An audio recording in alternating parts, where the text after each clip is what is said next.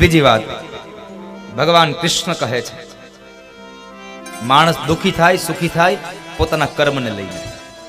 એટલે ભગવાન ગીતાજીમાં ગાય છે, કર્મણ્યેવાધિકારાસ્તે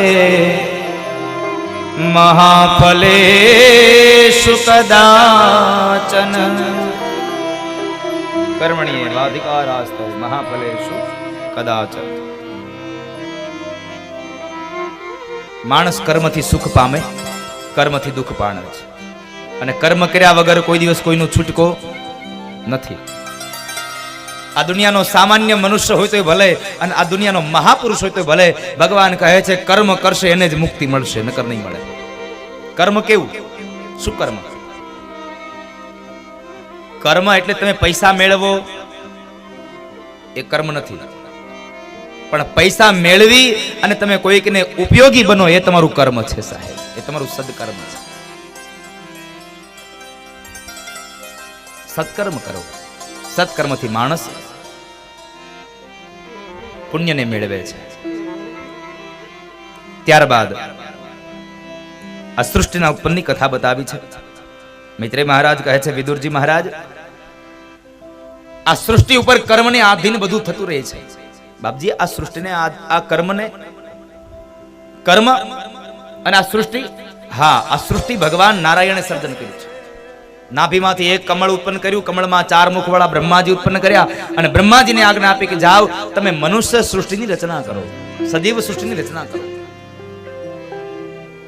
અને એ સમયે જ્યારે સજીવ સૃષ્ટિની રચના કરવા જાય પણ પૃથ્વી જળમાં લીન છે, એટલે ભગવાન બ્રહ્માએ નારાયણની પ્રાર્થના કરી અને નારાયણને કહે છે, પ્રભુ તમે આ પૃથ્વીને બહાર લાવી આપો. અને ત્યારે ભગવાને 24 અવતારો જે લીધા, એ 24 અવતારોમાં પહેલો વહેલો અવતાર ભગવાને વરાહ અવતાર ધારણ કર્યો. ભગવાન વરાહ બની અને પૃથ્વીને લેવા માટે જાય. બોલીએ વરાહ નારાયણ ભગવાન કી. વરાહ નારાયણ અવતાર ભગવાનનો પ્રગટ થયો. ભગવાન પૃથ્વીને લેવા માટે જાય છે. જ્યાં પૃથ્વીને લઈને આવે તો માર્ગની અંદર એક હિરણાક્ષ નામનો અસુર મળ્યો, અને ઈ અસુર કહે છે, છોડી દે, છોડી દે, આ ધરતી મારી છે, છોડી દે.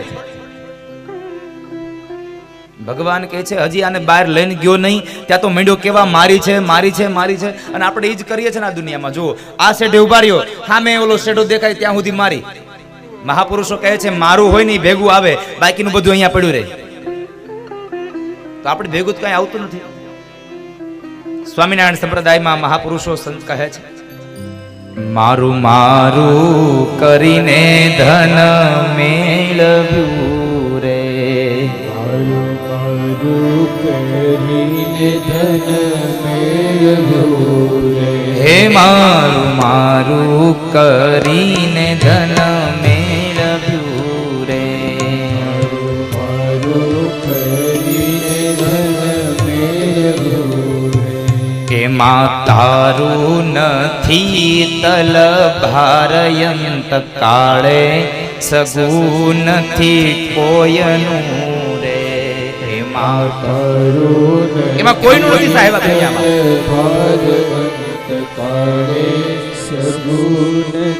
હા, દીકરો કહેશે આ મારા બાપુજી છે, પત્ની કહેશે મારો પતિ છે, માં કહેશે મારો દીકરો છે, પણ ક્યાં સુધી? જ્યાં સુધી આમાં જીવ છે ત્યાં સુધી. જેવો જીવ નીકળી ગયો એટલે પછી બધાય પારકા થઈ જશે સાહેબ, કોઈ કોઈનું નહીં રહે. એટલે તો કવિને લખવું પડે, કોઈ કોઈનું નથી રે, કોઈ કોઈનું નથી રે, કોઈ નથી રે, કોઈ કોઈનું નથી રે, એલા નાહક નામરો બધા મથી મથી રે, કોઈ કોઈનું નથી રે, નાહક નામરો બધા મથી મથી રે, કોઈ કોઈનું નથી રે, એવા નાહક નામરો બધા મથી મથી રે, કોઈ કોઈનું નથી રે. નાહક ના મળીએ, અમારો દીકરો, અમારી દીકરી, અમારો પરિવાર, અમારા મા બાપ, કોઈ કોઈનું નથી સાહેબ. પત્ની કહેશે આ મારો નાથ, મારો નાથ, મારો નાથ, પણ ક્યાં સુધી? જ્યાં સુધી તારી પાસેથી કઈક અપેક્ષા છે ત્યાં સુધી.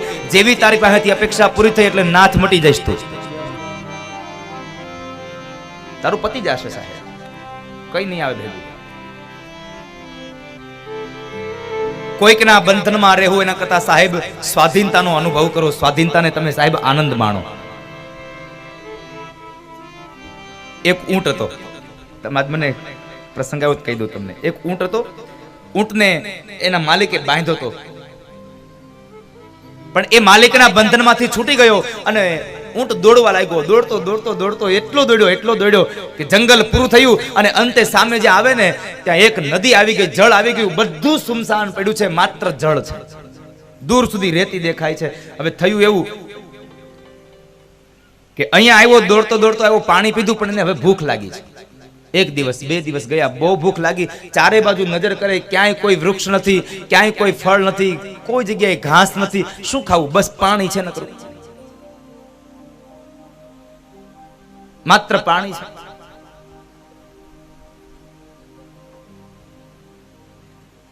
થોડીક વાર તો વિચાર થયો કે ન્યા રહ્યો હોત તો સારું હતું, ન્યા તો એને વૃક્ષો હતા તો મોઢું ઊંચું કરીને મારે ખાઈ તો લેવાતું હતું. નીચે મારો માલિક કદાચ ન નાખે મને ઘાસ તો કાંઈ નહીં, પણ જ્યાં પણ વૃક્ષ હોય નથી હું પાંદડા ખેંચી તો લેતો. આમ થોડાક દિવસ વ્યતીત થયા ને ત્યાં કાગડો આવ્યો. કાગડાને એને પોતાની વ્યથા કીધી કે ભાઈ મને બહુ ભૂખ લાગી છે, હવે શું કરું? કાગડો કહે છે કામ કરો, હું ઉડતો ઉડતો જાઉં છું, તમે મારી પાછળ દોડતા આવો, એક ખેતરમાં આપણે બે વયા જઈએ, ત્યાં લીલું છમ બધું છે. ઊંટે પૂછ્યું, હે ભાઈ ત્યાં લીલું બધું છે, પણ ત્યાં એ ખેતરનો માલિક, ત્યાં માણસ કોઈ આવે છે? માણસ તો આવે છે ને, માણસ નો આવે બીજું શું આવે?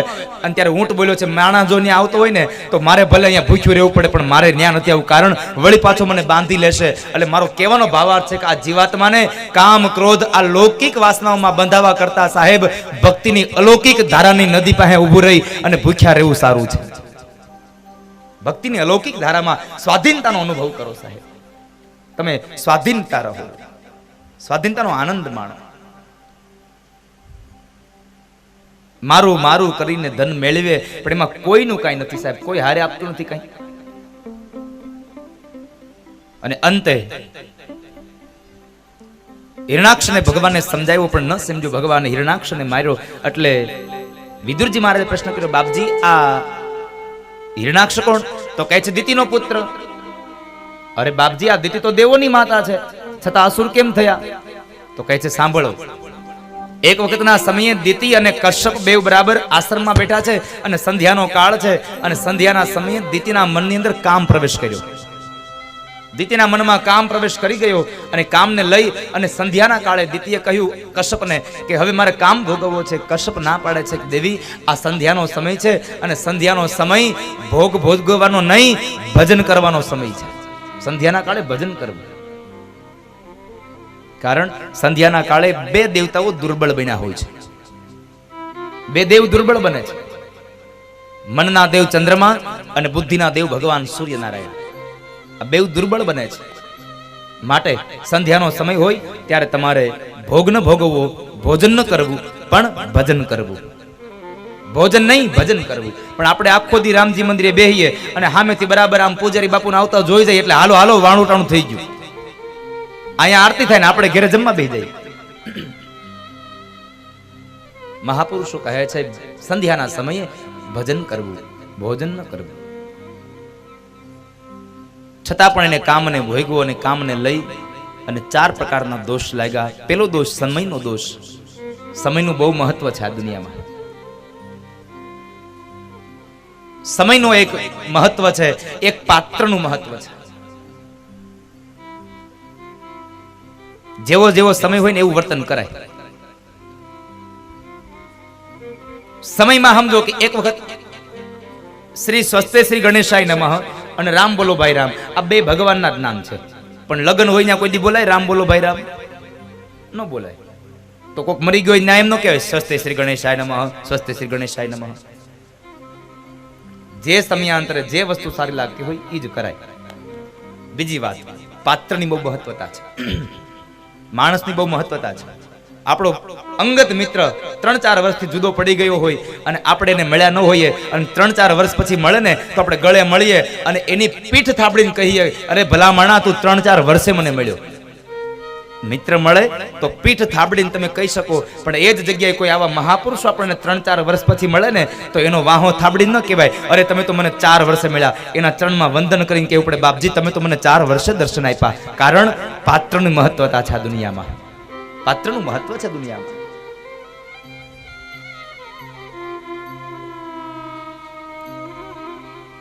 અને આ બાજુ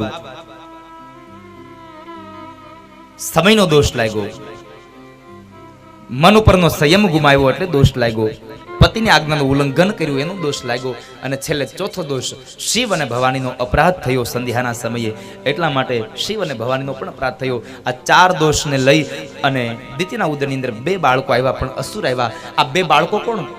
તો કહે છે આ 2 બાળકો ભગવાન વૈકુંઠના, નારાયણના 2 દ્વારપાળો જય અને વિજય. બાપજી જય અને વિજય ભગવાનના દ્વારપાળ અને અસુર બન્યા શા માટે? હવે આ વાતને ખૂબ સરળતાથી સાંભળજો તો મજા આવશે, કોઈ દી ભૂલ નહીં કરો તમે. આપણે શું હોય, ગામના આપણે પાદરમાં બેઠા હોઈએ, ગામના ઓટલે બેઠા હોય ને કોઈ કામ બરાબર હાલ્યું આવતું હોય ને, કથા માટે આવતું હોય, એ આપણને એમ કે હાલો ને અહીંયા બેઠા છો કથામાં, અરે ત્યાં તો કાલ જાશું, બેસો બેસો, આજ તો અહીં બેહી લ્યો, આજ અહીંયા બેસો.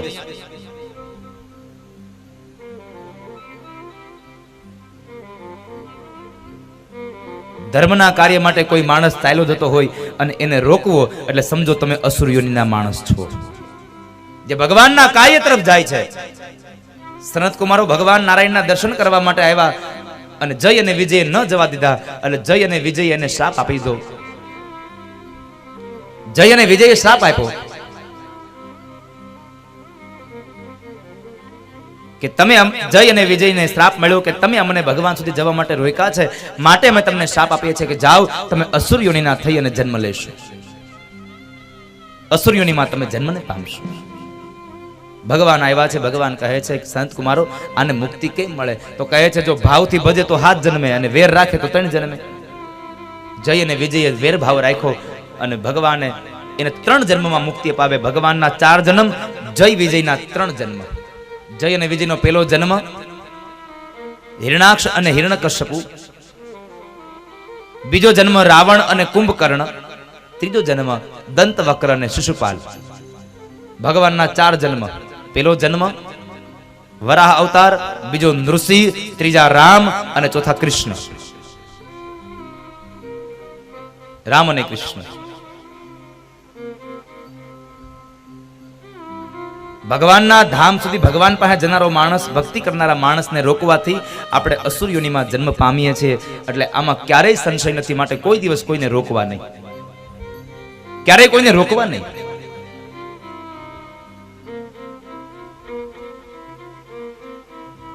સનત કુમારો હતા એ પ્રહલાદ બનીને આવ્યા છે, હિરણ્યકશ્યપનો દીકરો બનીને આવ્યા છે.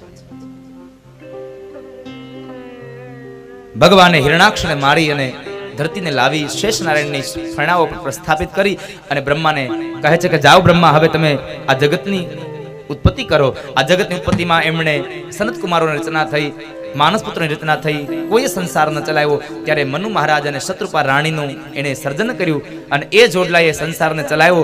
એની ત્યાં 3 દીકરીઓ, 2 દીકરાઓ થયા, દેવહૂતિ, આકૃતિ અને પ્રસૂતિ. આ 3 દીકરી થઈ. ઉત્તાનપાદ અને પ્રિયવ્રત રામના રાજા, આ 2 દીકરાઓ થયા. 5 સંતાન થયા. એમણે ધીમે ધીમે એમનો પરિવાર, એનો સંસાર ચલાવ્યો. એ સંસાર ચાલ્યો. એમાં બરાબર એક વખતના સમયે કરદમ ઋષિ બ્રહ્માજીના કહેવાથી ભગવાન નારાયણની પ્રાર્થના કરે છે. બ્રહ્માજી કહે છે કે હે કરદમ, હવે તમે સંસારને ચલાવો. કરદમ કહે છે બ્રહ્માજી, આ સંસારમાં જો ભગવાન જેવો દીકરો ન મળે, ભગવાન જેવું તત્વ ન મળે તો આપણે સંસારને ચલાવવાની શું ભાઈ મહત્વતા છે? દીકરો ભગવાન બ્રહ્મ જેવો જો પુત્ર થાય તો મારો સંસાર દિવ્ય બને. દીકરો હારો હોય તો સંસાર દિવ્ય બને. અને એ સમયે કરદમ ઋષિને બ્રહ્માજી કહે છે કે હે કરદમ, તમે ભગવાનની પ્રાર્થના કરો, ભગવાનનું યજન કરો. ભગવાન પ્રાપ્ત થાય ત્યારે ભગવાન પાસે આ વરદાન માંગી લેજો. અને અંતમાં કરદમ ઋષિએ ભગવાનની તપશ્ચર્યા કરી, ભગવાન પ્રસન્ન થયા. અને જ્યારે ભગવાન ચતુર્ભુજ નારાયણ આવીને ઉભા રહ્યા અને એ સમયે કરદમની આ તપસ્યાથી ભગવાનની આંખમાંથી પણ બિંદ પડી ગયા અને જે જગ્યાએ ભગવાનની આંખમાંથી બિંદ પડ્યા ને ત્યાં બિંદુ સરોવર બન્યું છે. બિંદુ સરોવરની સ્થાપના થઈ છે. પણ શું એ કરદમની પ્રાર્થના હતી? એ આશાવરીમાં હે, એ આશાવરીમાં એ પ્રાર્થના કરીને એ કરદમે ભગવાનની સ્તુતિ કરી છે. બહુ સુંદર શબ્દો લખ્યા છે અને ભગવાન બાદરાયણ લખ્યું છે. ये मायाते हत में रसस्वत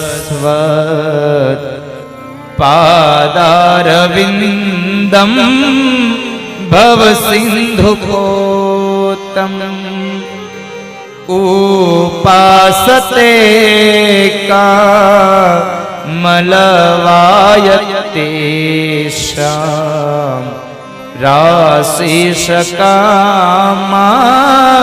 नियपेयेस्यુ. હે પ્રભુ, આપની માયા છે. ये माया ते हतमेघ ससत पादारविंदम भव सिंधुभूतम. હે નારાયણ, હું તમારા ચરણારવિંદમાં વંદન કરું છું. હે નારાયણ, જેને ભવસિંધુ પાર કરવાની ઈચ્છા છે એના માટે આપના ચરણ તો એક નૌકા સમાન છે. જેને ભગવાનનું આ ભવસાગરમાંથી જેને તરી જવું છે એ માણસે ભગવાનના ચરણારવિંદની અંદર જઈને રહેવું સાહેબ, ભગવાનનું ચરણ સેવવું. ચતુર્ભુજ નારાયણ કરદમને કહે છે, કરદમ માગો, શું આપું તમને? અને ત્યારે કરદમ ઋષિ બોલ્યા છે, પ્રભુ આપવા જ માંગતા હોય તો એટલી ઈચ્છા છે, મારા દિવ્ય દાંપત્ય જીવનમાં તમારા જેવો દીકરો મારા ઘેર થાય. જોજો, માગતા આવડવું જોઈએ ભગવાન પાસે. અમુક અમુકને માગવાનો વારો આવે ને તો પૈસા સિવાય કોઈ ન માગે કઈ. હા હા, તમે પાછા ભગવાનને આપો નહીં કાંઈ. તમે આપો તો હું આપો, એ ને પિત્તળી આપો, ચપટી, તમે ચપટી દાણા આપો, એકાદું આઠાનો વેતો કરો, અને પાછા વળી પાછા ભગવાન પાસે માગી, હે ભગવાન મારા દીકરાનો ધંધો સારો હાલે ને એવું કંઈક કરજો. ચપટી ચોખામાં ભગવાન સ્પષ્ટ રીતે ના પાડી દે છે. ચપટી ચોખા લઈને મંદિરે આવે, આઘાયું ઉભા રહીને ફદિયા ફગાવે. ચોખા લઈને મંદિરે આવે, આઘા ઉભા રહીને ફદિયા ફગાવે. એટલે તમે ચપટી ચોખા લઈને જાઓ, આઘા ઉપર આઠાના ફગાવો, એની જરૂર છે કૃષ્ણને? પેલા તને તો એને ઢગલા મોઢે આપ્યું છે, તો તારી પાસેથી એક સિક્કો લઈ. એટલું યાદ રાખજો, તમારી પાસેથી જ્યારે ભગવાનને લેવાની ઈચ્છા થશે ને ત્યારે કેટલું લેશે. તમને આપવાની ઈચ્છા થાય કે ન થાય, પણ કૃષ્ણને જ્યારે તમારી પાસેથી લેવાની ઈચ્છા થશે ને ત્યારે જ તમે ભગવાનને આપી શકશો, ત્યાર પેલા ભગવાનને આપી નહીં શકો. ચપટી ચોખા લઈને મંદિરે આવે, આઘાયું ઉભા રહીને ફદિયા ફગાવે. ચપટી ચોખા લઈને મંદિરે આવે, આઘા ઉભા રહીને ફદિયા ફગાવે. એવા પિતળિયા હું કાંઈ લેતો નથી રે, હું કાંઈ ગાંડો નથી રે. એવા પિતળિયા હું કાંઈ લેતો નથી રે, હું કાંઈ ગાંડો નથી રે. ગાંડો ગાંડો નથી રે, ઘેલો ઘેલો નથી રે. ગાંડો ગાંડો નથી રે, ઘેલો ઘેલો નથી રે. કોઈનો છેતરો છેતરાય એવો સસ્તો નથી રે, ઈ કાંઈ ગાંડો